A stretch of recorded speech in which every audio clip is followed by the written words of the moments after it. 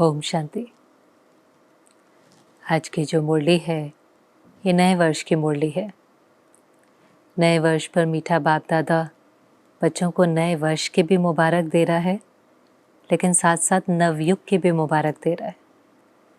आप देखो, नए साल पर अभी भी हमने देखा कि कितना उमंग उत्साह होता है, लेकिन उन्हों की खुशी कितनी अल्पकाल की है। पुराना साल जा रहा है, नया साल आ रहा है। वैसे तो कोई नई बात नहीं है, हर रोज़ दिन होता है, हर रोज़ रात होती है, लेकिन फिर भी केवल क्योंकि डेट चेंज हो जाती है, नया साल होता है, तो भी कितना उमंग उत्साह से मनाते हैं, कितनी खुशी होंगी। कोई नई ड्रेस खरीदनी है, कहीं नए घूमने जाना है, कहीं पार्टी करनी है। ऐसे ही बाबा ने कहा जैसे उनको नए साल का इतना उमंग उत्साह है, क्या आपको नवयुग आने का उतना उमंग उत्साह है? क्या आपकी स्मृति में सदा रहता है कि नई दुनिया आई कि आई? क्या आने वाली नई दुनिया दिखाई देती है?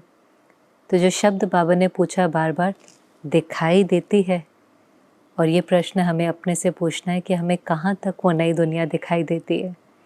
क्योंकि साकार में भी बाबा बहुत पक्का कराता था, एक आँख में मुक्ति धाम, दूसरी आँख में सुख धाम। बाप को याद करो, वर्षे को याद करो। तो हमारी स्मृति में या तो बाबा की याद होनी चाहिए या वर्षा होना चाहिए। लेकिन फिर भी हम कई बार इतनी छोटी छोटी बातों में उलझ जाते हैं, हद में उलझ जाते हैं, तो बेहद का बाप, बेहद की सेवा और बेहद की दुनिया, वो आने वाली दुनिया हमें भूल जाती है। साकार के दिनों में बाबा कई बार सुनाता था, दादियाँ भी सुनाती थी कि हमें नई दुनिया में जाना ऐसे लगता था जैसे अगले शहर में जाना है। प्रकाश मणि दादी कहती थी कि जब वो बाबा के पास आई, पहला ही दिन था, बाबा ओम की ध्वनि कर रहा था, और जैसी दादी वहाँ पर बैठी कहती है, first day, not even next day, first day मुझे पुरानी दुनिया भूल गई। और पुरानी दुनिया भूलकर नई दुनिया से इतनी बुद्धि जुड़ जाती थी, बस ऐसा लगता था सतयुग आया कि आया। तो बाबा ने कहा आपको भी ऐसा महसूस होता है? अपनी राजधानी दिखाई देती है, अपने राज्य अधिकार की सीट दिखाई देती है, प्रकृति सतो प्रधान है, हमारी दासी है, वो दिखाई देता है, अपनी नई कंचन काया, अपना सतो प्रधान शरीर, पवित्र शरीर, जिस शरीर में कोई रोग नहीं है, जो शरीर बिल्कुल निरोगी है, ऐसी अपना शरीर दिखाई देता है, चोला दिखाई देता है।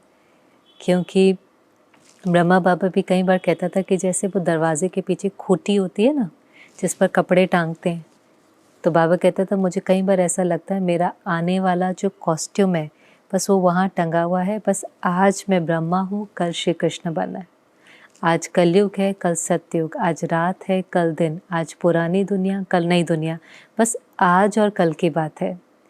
और हम कई बार क्योंकि पुराने में या हद में इतना उलझ जाते हैं कि हमें आजकल नहीं लगता, हमें लगता बहुत दूर है, बाबा कब से कह रहा है, विनाश हो ही नहीं रहा, नई दुनिया कब आएंगे।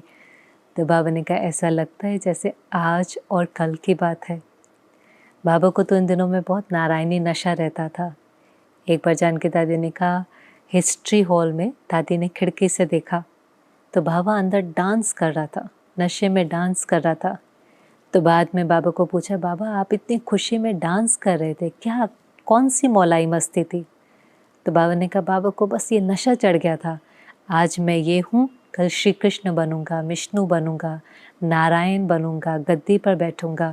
तो उनको वो स्मृति बहुत पक्की थी, और वो स्मृति बहुत पक्की होने के कारण पुरानी दुनिया, पुरानी बातें, पुराने संबंध का प्रभाव नहीं पड़ता था।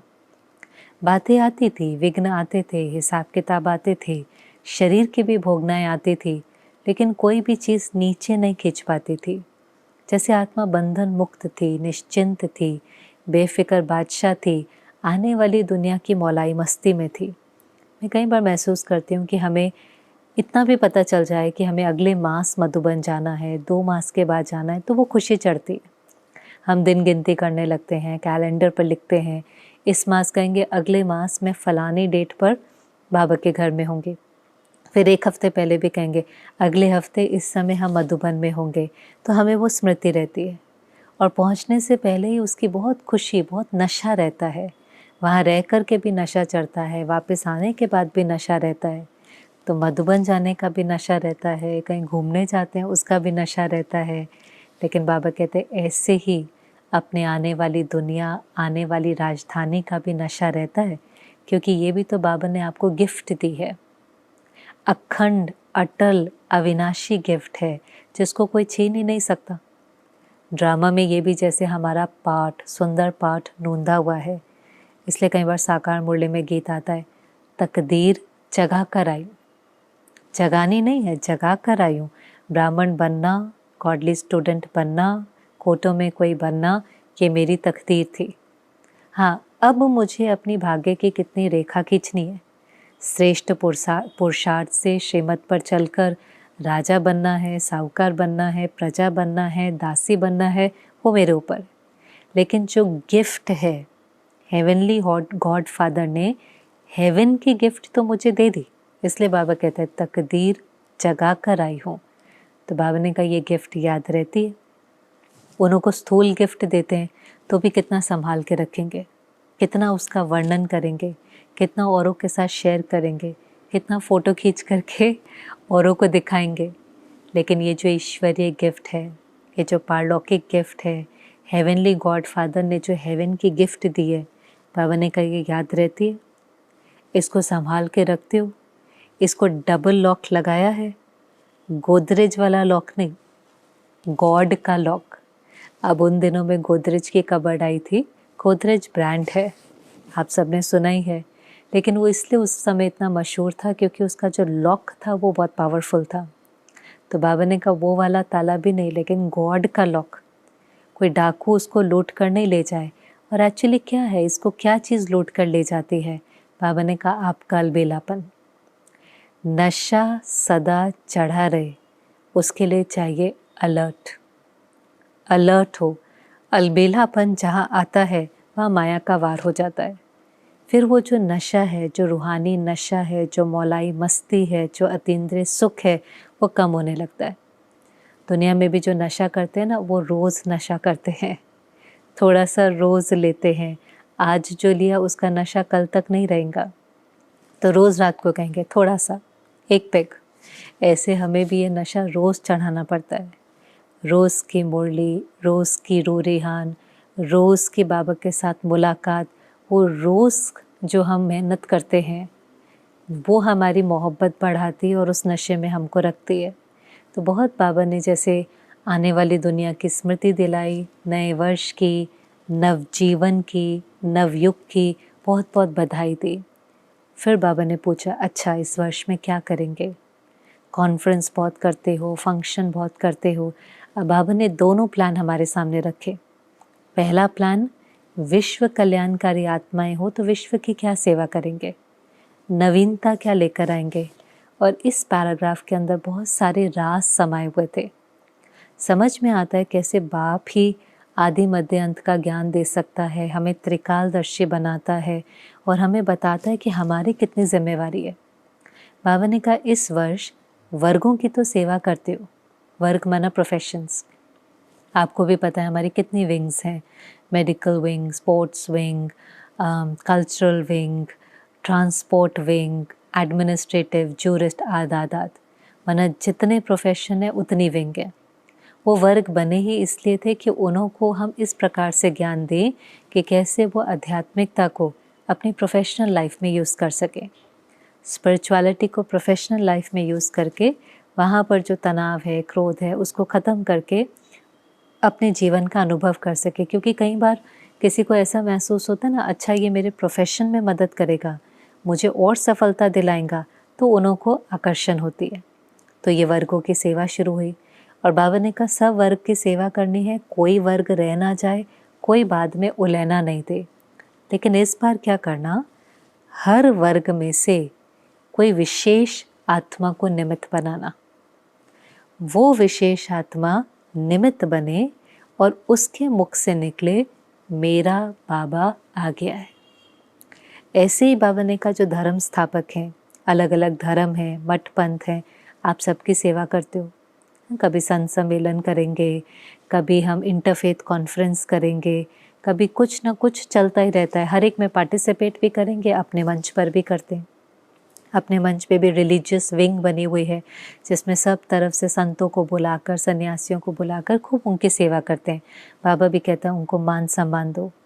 पर बाबा ने कहा उन धर्म की आत्माओं में से भी निमित्त निकालो, ऐसी विशेष आत्मा निकालो जो ये बोले कि मेरा बाप आ गया है।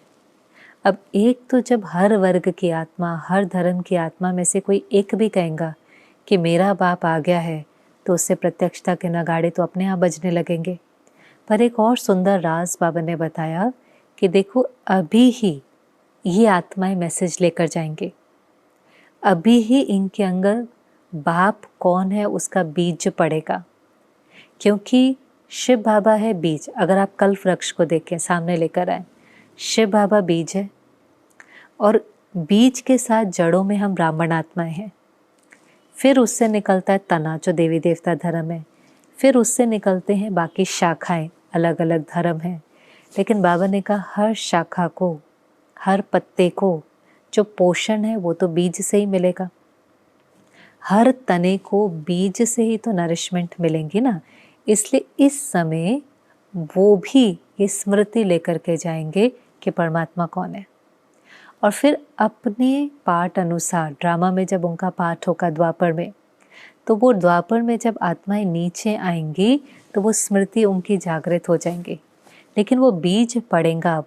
इसलिए आप देखो हर धर्म स्थापक जब नीचे आता है, अब उन्हों का सतयुग त्रेता का तो पाठ है नहीं, लेकिन उन आत्मा का जो भी पाठ है, जैसे वो नीचे आते हैं वो ये स्मृति ज़रूर लेकर के जाते हैं कि परमात्मा एक है, परमात्मा लाइट है। लेकिन वो स्मृति पड़ी तो अभी ना, वो बीज पड़ा तो अभी ना।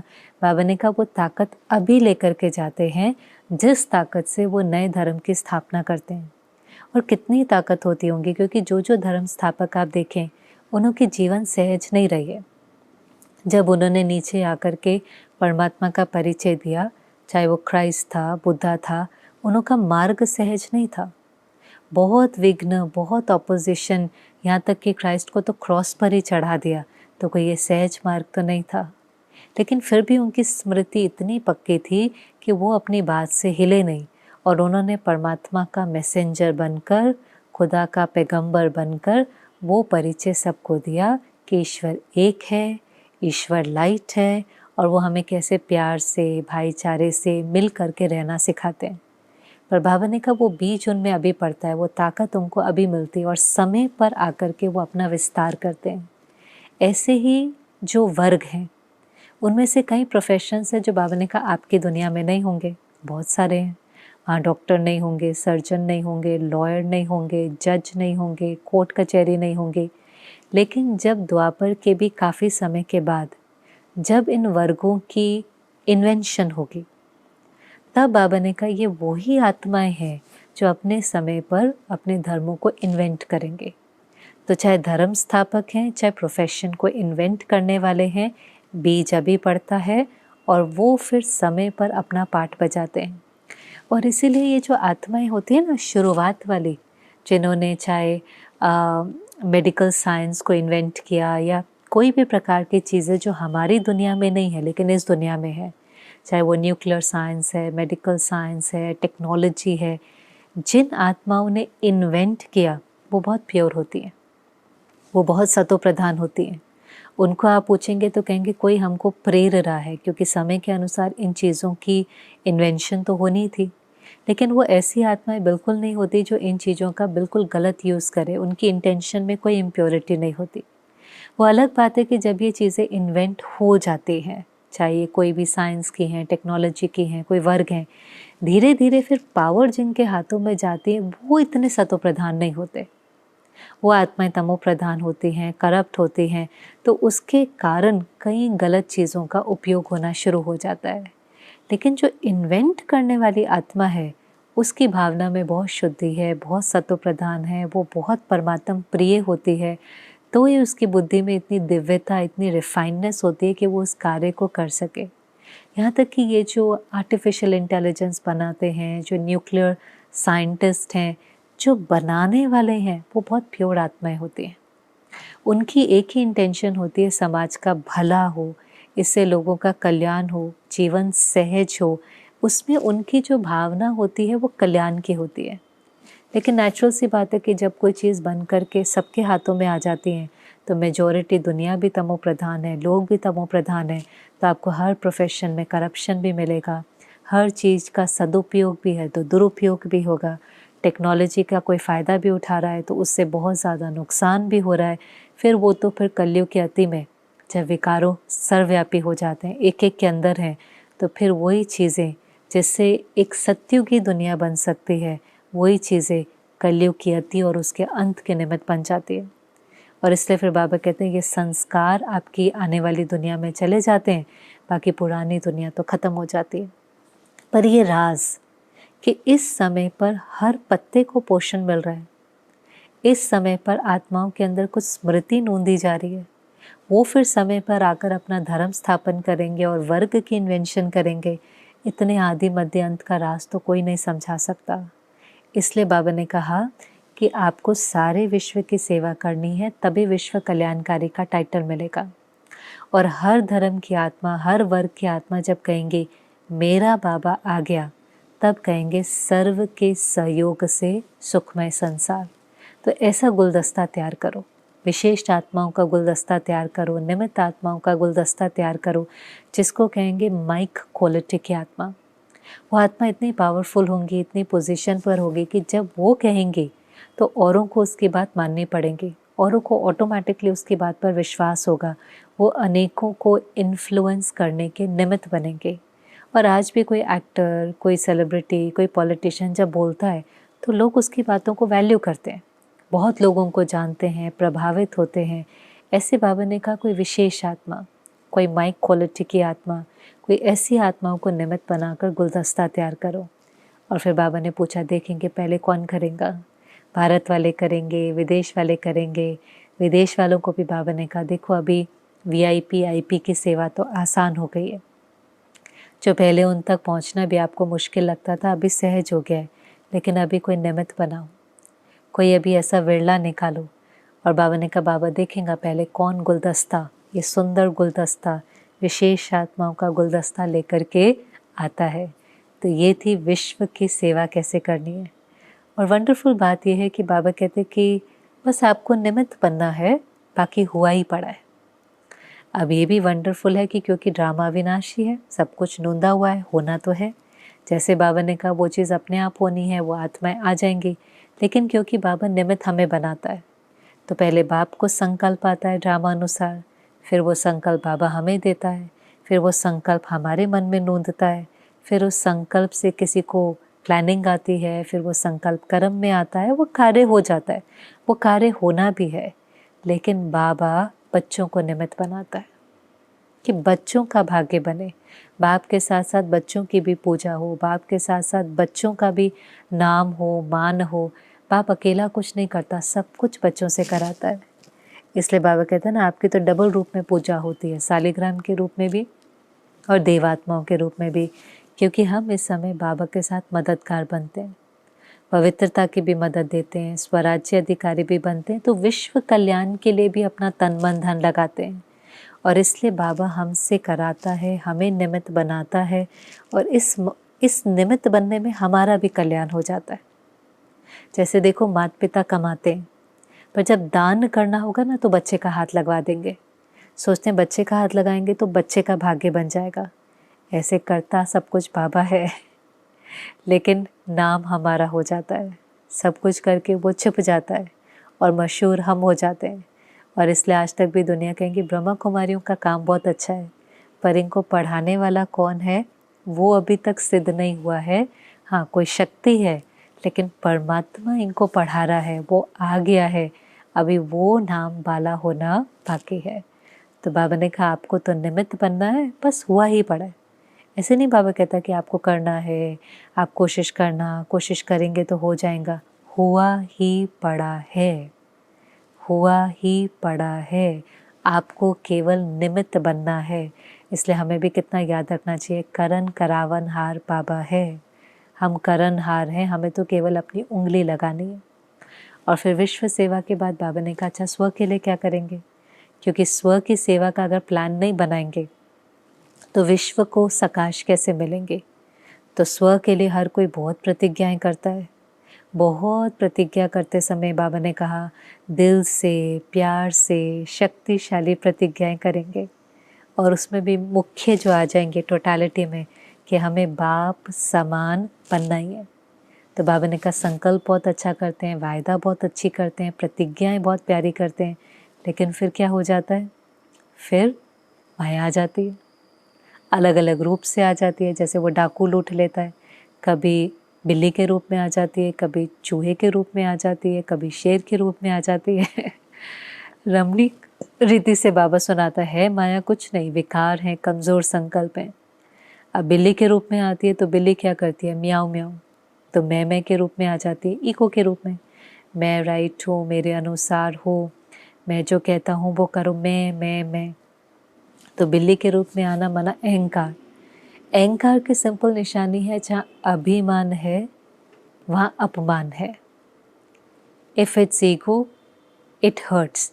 तो अभिमान, मैं कभी बाबा ने कहा चूहे के रूप में आ जाती है। अब चूहा क्या करता है? जो आता है उसको काट लेता है, देखता भी नहीं, काट लेता है, फूंकता है, काट लेता है। ऐसे बाबा ने कहा माया चूहे के रूप में आकर आपकी सारी प्राप्तियों को खा लेती है। कभी हमारा संकल्प व्यर्थ चला जाता है, कभी शक्तियाँ नष्ट हो जाती हैं, कभी समय नष्ट हो जाता है, पता ही नहीं चलता। चूहा कब आता है, कब काट के चला जाता है, पता ही नहीं चलता, फिर वो कटा हुआ दिखाई देता है। ऐसे माया भी, कोई भी बाबा कहते हैं लीकेज छोड़ी, कोई भी आपने खिड़की खुली छोड़ी, वहाँ से माया आ जाती है। इसलिए हमें निरंतर बाप की याद में रहना बहुत ज़रूरी है। जितना हम बाबा की याद में रहते हैं हमारा मन बदलता है, मन मनाभव स्थिति रहती है। नहीं तो दुनिया का वाइब्रेशन इस समय इतना लो है कि हमारी कोई अपनी समस्या नहीं होगी, कोई तकलीफ़ नहीं होगी, कोई हमारा अपना हिसाब किताब नहीं होगा। लेकिन फिर भी जो दुनिया का वाइब्रेशन है, अगर हम बाबा की याद में नहीं रहते, प्लग्ड इन नहीं रहते, तो भी उसका प्रभाव हमारे ऊपर पड़ता है और हमारी स्थिति कमज़ोर होने लगती है, पता भी नहीं चलेगा। जैसे आजकल बहुत बातें चलती हैं कि हवा की क्वालिटी अच्छी नहीं है भारत में, कई स्टेट्स में तो बहुत ही ज़्यादा लो क्वालिटी है एयर की, पोल्यूशन बहुत ज़्यादा है। अब उसमें रहने वाले जब श्वास लेंगे तो क्या होगा? धीरे धीरे हेल्थ पर इम्पैक्ट तो पड़ेगा ही, धीरे धीरे लंग्स पर इम्पैक्ट तो पड़ेगा ही।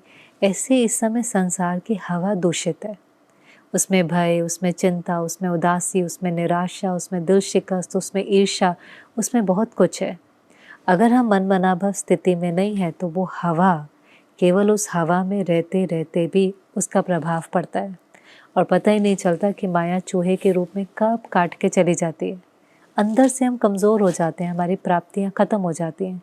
इसलिए ज्ञान, गुण और शक्तियों की प्राप्तियों को भी यूज़ करना है। जितना उसको यूज़ करते हैं वो बढ़ती हैं। बढ़ाने का एक ही तरीका है, उनको यूज़ करना। तीसरा बाबा ने कहा कभी माया शेर के रूप में आ जाती है।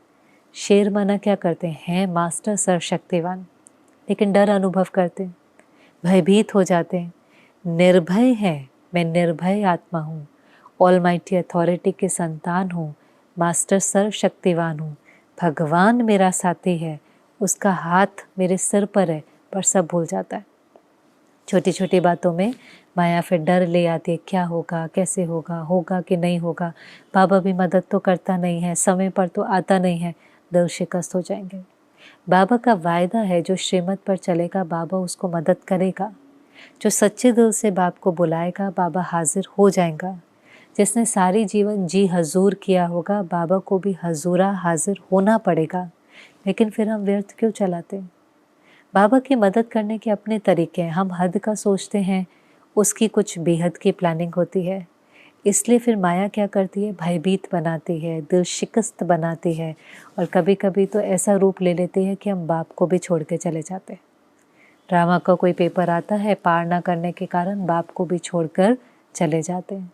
तो इसलिए बाबा ने कहा ध्यान देना, डबल लॉक जो पहले भी कहा था, माया किसी भी रूप में वार ना कर सके। बाबा ने कहा इस वर्ष को मुक्ति वर्ष बनाओ, माया से मुक्त हो, क्योंकि अब मुक्ति धाम जाना है।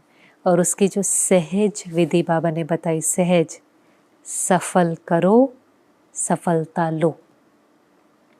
सफल करने में पदम गुना सफलता समाई है। दुनिया में सफलता, जिसको हम इंग्लिश में कहेंगे सक्सेस, वो सक्सेस किसको समझते हैं? प्राप्त करना। जितना जितना व्यक्ति प्राप्त करता है, पहले एजुकेशन, डिग्री, धन, संपत्ति, प्रॉपर्टी, घर, नाम, मान, शान, अवार्ड, अप्रिसिएशन, जितना प्राप्त करता जाता है समझते हैं उतना सफल है, उतना सक्सेसफुल है, इसने बहुत कुछ अपने जीवन में प्राप्त किया, अक्वायर किया। फिर पूरी पूरी लिस्ट बताते हैं जो जो उसने अक्वायर किया। किसी का परिचय देंगे तो लंबी लिस्ट बताते हैं, कहते हैं ये बहुत सफल है। बाबा सफल किसको कहता है? भगवान सफल किसको कहता है? सफल करने में सफलता समाई है, पदम गुना सफलता। बच्चे, जो आपके पास है, तन, मन, धन, समय, संकल्प, श्वास, ज्ञान, गुण, शक्तियाँ, ये 9 चीज़ें तो मुख्य हैं। तन, मन, धन, समय, संकल्प, श्वास, ज्ञान, गुण, शक्तियाँ, ये जो है इसको सफल करो, इसका दान करो। ये दान करना नहीं है, ये जमा करना है, क्योंकि यही जो एनर्जी जाएंगी लौट कर आएंगी। यहाँ तक बाबा ने कहा बच्चे आई विल के लिए भी नहीं रखो। आई विल माना ज़रूरत का समय, इमरजेंसी का समय। और तब मुझे संकल्प आ रहा था कि जो बच्चे सच में आई विल के लिए भी नहीं रखते, तो उस समय बाबा भी तो उनको मदद करने के लिए बंद जाता है। और कई बहुत सुंदर अपने अनुभव सुनाते हैं, जो अपना बहुत सफल करते हैं सच्ची दिल से, क्योंकि बाबा देखता है तो इसमें सच्ची दिल है। अब जैसे सुदामा का यादगार है, 2 मुट्ठी चावल थे ही उतना, पर उसने आईवेल के लिए तो नहीं रखा ना, मैं क्या खाऊंगा वो तो नहीं सोचा ना, 2 मुट्ठी चावल था वो भी दे दिया। तो कहते रिटर्न में महल मिल गया। कहानियाँ हम सुनते हैं, लेकिन इसका भाव क्या है? जो पूरा समर्पित हुआ, तन, मन, धन, समय, संकल्प, श्वास, सब कुछ बाबा के आगे अर्पण किया, नई राजधानी बनाने के लिए पूरी रीति से समर्पित हुआ, तो भगवान भी उसको रिटर्न में 21 जन्मों की बादशाही देता है। इस एक जन्म की तो गारंटी है ही, लेकिन आने वाले आधे कल्प की भी पूरी गारंटी है, इतना निश्चय होना चाहिए। और इसलिए बहुत ब्राह्मण आत्माएं इतने मैजिकल अनुभव सुनाती हैं जो समर्पित बुद्धि हैं। अगर उनके जीवन में कोई प्रॉब्लम भी आती है, कोई बीमारी भी आती है, उनको सही व्यक्ति, सही डॉक्टर, सही इलाज, समय पर धन का सहयोग, सब कुछ उनको मिल जाता है। वो तो बहुत निश्चय और फलक से कहते हैं, बाबा मेरा बेटा है, बाबा मेरा भाई है, बाबा ने सब कुछ किया, बाबा ही डॉक्टर है। और हमें कई बार लगता है बाबा इनको बहुत मदद करता है, मुझे तो नहीं करता। पर इन्होंने भी तो अपना सब कुछ बाबा के आगे स्वाहा किया। अपने अल्पकाल के सुखों में भी वो नहीं लगाते, अपना जीवन बहुत इकोनॉमी से जीते और बाबा के कार्य में फ्राक दिल होकर लगाते। हमें लगता है इतनी भी इकोनॉमी क्यों, लेकिन ऐसा नहीं है। जो जितना त्याग करता है उतना भाग्य बनता है। आज कोई गरीब व्यक्ति चल कर जाता है, थोड़ा थोड़ा बूंद बूंद भी जमा करता है, बाबा की भंडारी में करता है। हमें लगता है अरे देखो ना, बाकी सब तो इतने आराम से रहते हैं, इतने मौज में रहते हैं। हर एक के कर्म से उसका भाग्य बनता है। कोई आपको गलत करता दिखाई भी दे रहा है, बाबा ने कहा था आंख बंद कर लो, मन की आंख और कान बंद कर लो, उसके कर्म से उसका भाग्य है। लेकिन अगर कोई सच्चे दिल से, सच्चाई से बूंद बूंद जमा करके, एक एक रुपया भी जमा करके, उसमें अपने आराम को ना देख करके भगवान के कार्य में अगर वो सफल करता है, तो आपको क्या लगता है भगवान उसको देने के लिए बंद नहीं जाता? और दुनिया में तो कहते हैं सफल करो और सफलता प्राप्त करो, लेकिन बाबा कहते हैं कि बच्चे सफल करना, पदम गुना सफलता पाना, ये ईश्वरीय लॉ है जो संगम युग पर काम करता है। सफल करना, पदम गुना सफलता प्राप्त करना। इसमें बाबा ने कहा आप दान नहीं करते हो, बाप को थोड़ी ना देते हो, बाप क्या करेंगे? और इसलिए आप देखो जितने सेवा केंद्र है, मधुबन है, कौन रहता है? बच्चे ही रहते हैं। बच्चों की पालना के लिए हाँ, हम कहीं पर कुछ गड़बड़ गड़बड़ होते हुए देखते हैं, पर वो तो फिर बाबा ने भी कहा कि बच्चे हर एक का अंतिम जन्म है, सब बन रहे हैं, सबके अंदर किसी में क्रोध है, किसी में लोभ है, लेकिन हमें किसी की कमज़ोरी को देखकर धोखा नहीं खाना है। महारथी भी है, पिछली मुरली में बाबा ने कहा था महारथी भी है, उसकी तपस्या है, उसका बहुत काल का पुरुषार्थ है, उसका अटूट निश्चय है। बाबा ने कहा इस सब के मार्क्स मिलेंगे, वो पास विद ऑनर बन जाएगा, आप धोखा खा लेंगे। तो हमें कमज़ोरियों को देखने की आँख और कान बंद करना है, महारथियों को भी नहीं देखना है, उनकी विशेषताओं को ज़रूर देखें, बट फॉलो फादर। ब्रह्मा बाबा को फॉलो करें। और ब्रह्मा बाबा ने क्या किया? ब्रह्मा बाबा का पहला कदम था समर्पण था।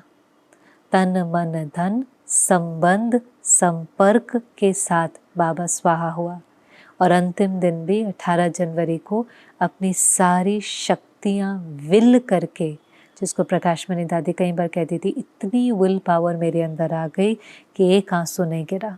पूरी रात सबको मैसेज दिया, बाबा चला गया है, आप आ जाओ, लेकिन अंदर में कोई हलचल नहीं हुई, जैसे किसी ने बहुत विल पावर दे दी थी। और फिर देखो कार्य कितना वृद्धि को पाया। बाबा ने शुरू में भी विल किया, लास्ट में भी विल किया, किसी को तो नहीं देखा ना। मकान भी बनाया लेकिन खुद उस पुराने कमरे में ही रहा, पुराना ही।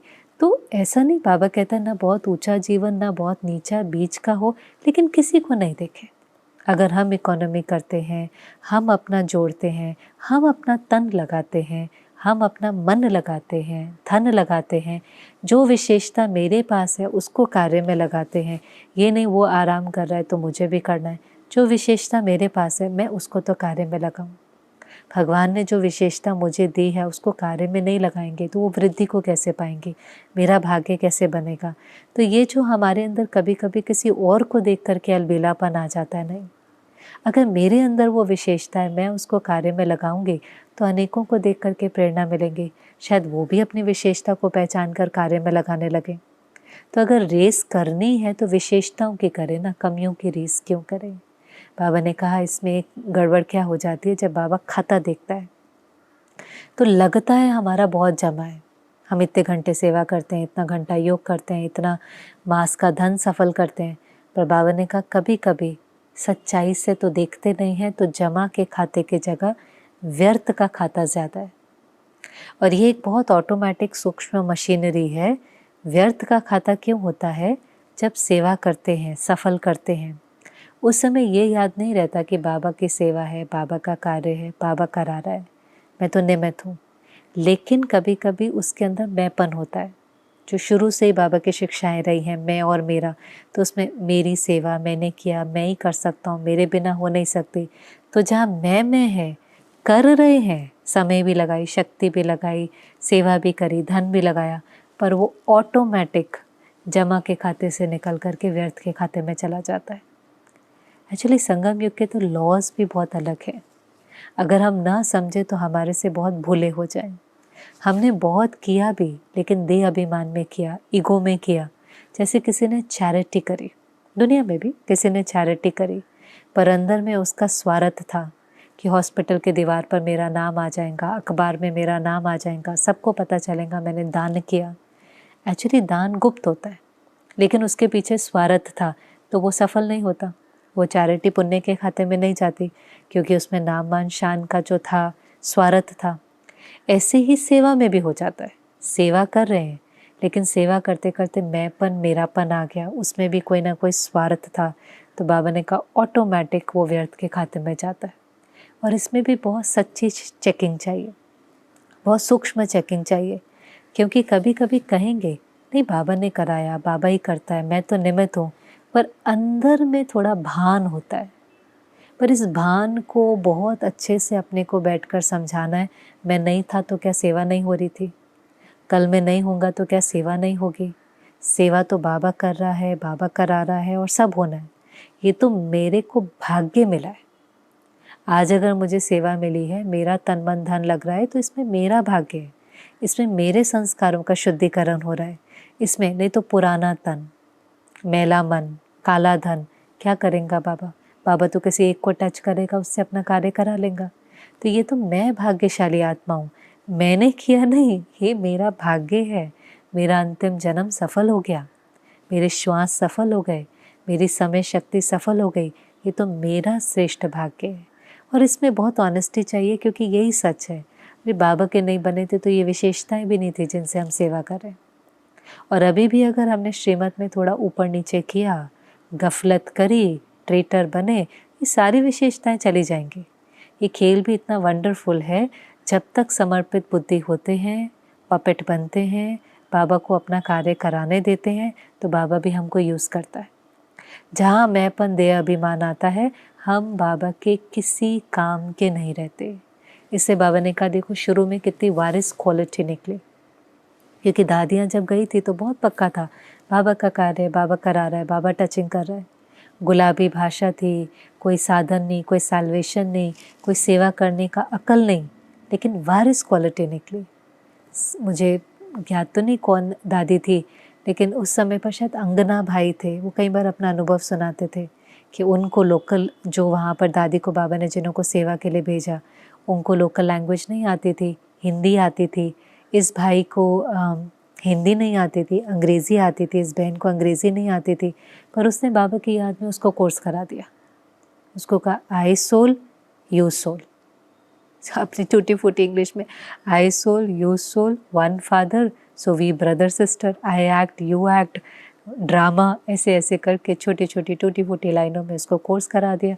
और वो ऐसी वारिस क्वालिटी आत्मा निकली जिसने यज्ञ की सेवाओं में कितना सहयोग दिया। तो वो जो सेवाएं थी वो समर्पण भाव से होती थी। अंदर में मैं निमित्त हूँ, कराने वाला बाबा है, वारिस क्वालिटी निकलती थी, जो सिर्फ वाह वाह नहीं करती थी लेकिन स्वाहा हो जाती थी, जो सहयोगी नहीं बनती थी लेकिन सरेंडर हो जाती थी। बहुत फ़र्क है कार्य में सहयोग देना और समर्पित हो जाना, वाह वाह करना और वारिस क्वालिटी बन जाना। संपूर्ण रीति से बाबा जो कहे, जैसे रखे, जैसे चलाए, तो उन आत्माओं के अंदर कितनी ताकत होगी जो एक नहीं इतनी वारिस क्वालिटी निकली जिन्होंने यज्ञ को कहाँ से कहाँ तक पहुँचा दिया। अभी वृद्धि बहुत होती है पर बाबा ने कहा वारिस नहीं निकलते, इसलिए अंदर कूट कूट करके बाबा करा रहा है। मैं निमित्त आत्मा हूँ। हर कार्य शुरू करने से पहले बाबा आप आ जाओ, आप देख लो आपको क्या करना है, इस आत्मा को क्या चाहिए, बाबा को याद करो, उस आत्मा को जो चाहिए होगा उसको वो मिलेगा। आपने कुछ और सोचा होगा बोलने के लिए, आप कुछ और बोल देंगे। तैयारी भी करनी होती है, प्रिपरेशन भी करना होता है, लेकिन जिस समय हम बैठते हैं किसी को सुनाने के लिए, उस समय समर्पित बुद्धि कि बाबा मेरी बुद्धि को यूज़ करके जिस आत्मा को जो चाहिए वो दे सके। लास्ट में तो सिल्वर जुबली थी कुमारों की, तो बाबा ने उनको कहा देखो ये सेलिब्रेशन क्यों करते हैं, आज के दिन फ़ोटो आदि भी खींचेंगी। ये सेलिब्रेशन होता है, जो प्रतिज्ञाएं हमने बाबा से की हैं वो हमें स्मृति में रहें। ऐसे नहीं वो फ़ोटो खींच करके अलमारी में रख दे, उस फ़ोटो को सामने रखो तो हमने बाबा से क्या वायदे किए हैं, क्या प्रतिज्ञाएं की हैं, क्या हमारा लक्ष्य है। बाबा ने कहा उस पर स्टैंप लगाओ, ईश्वरी ऑलमाइटी गवर्नमेंट की अविनाशी स्टैंप लगाओ कि मैंने जो वायदा बाबा से किया है वो मुझे बनना ही है, उसको अंदर कबर्ड में नहीं रखो। तो कुमारों को जिन्हों के 25 साल हुए थे, सिल्वर जुबली थी, बधाई भी दी बाबा ने, लेकिन सेरेमनी सिर्फ मनानी नहीं है लेकिन बनना है। और ये जो सेरेमनी का फ़ोटो है आपको आपका लक्ष्य बार बार याद दिलाए, इस स्मृति से मनाना है। डबल फॉरेनर्स को भी बाबा ने कहा बच्चे माइक तैयार करो, सिर्फ संबंध संपर्क में आए ऐसे नहीं, लेकिन कोई ऐसे बोले यही वो जगह है, जीवन बनाना है तो यहीं से ही बन सकता है। बाबा ने यहाँ तक कहा भले वो खुद नियमित नहीं आए, पुरुषार्थ नहीं करे, मुरली योग नहीं करे, पर ऐसी माइक क्वालिटी की आत्माओं जो ये बोले कि यहीं से ही जीवन बन सकती है, विकार यहीं से ही छूट सकते हैं, यहीं भगवान पढ़ा रहा है और कोई जगह से परिवर्तन आ नहीं सकता।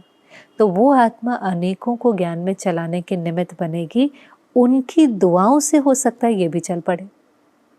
कहीं पहले योगी बनते हैं बाद में सहयोगी बनते हैं, कहीं पहले सहयोगी बनते हैं बाद में योगी बनते हैं, क्योंकि सहयोग देने से उनको दुआओं का बल मिलता है और वो बल फिर उनको नियमित बना देती है ज्ञान योग पुरुषार्थ में। तो ऐसी माइक क्वालिटी की आत्मा निकालो। लास्ट में तो बाबा ने बस नए साल के सबको बधाई दी, मुबारक दी, कहा सदा खुश रहना, सब कुछ दिल खुश मिठाई खिलाना, सेवा भी खुशी से करना, खुशी का खजाना सबको बांटना।